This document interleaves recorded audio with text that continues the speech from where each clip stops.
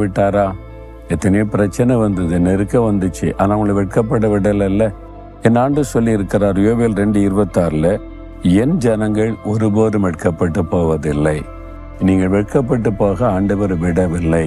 அதை நினைத்து ஆண்டவரை நீங்க துதிக்கணும்.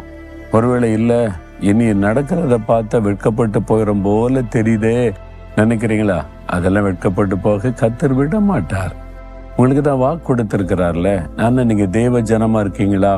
அவரால் ரட்சிக்கப்பட்டிருக்கீங்களா? அவருடைய ரத்தத்தினால் கழுவப்பட்ட அனுபவம் இருக்குதா? இயேசு உங்களுடைய உள்ளத்துல வந்துட்டார், என் கூட இருக்கிறார்னு சொல்ல முடியுமா? நீங்க அவருடைய ஜனமா இருந்தா வெட்கப்பட்டு போக விட மாட்டார்.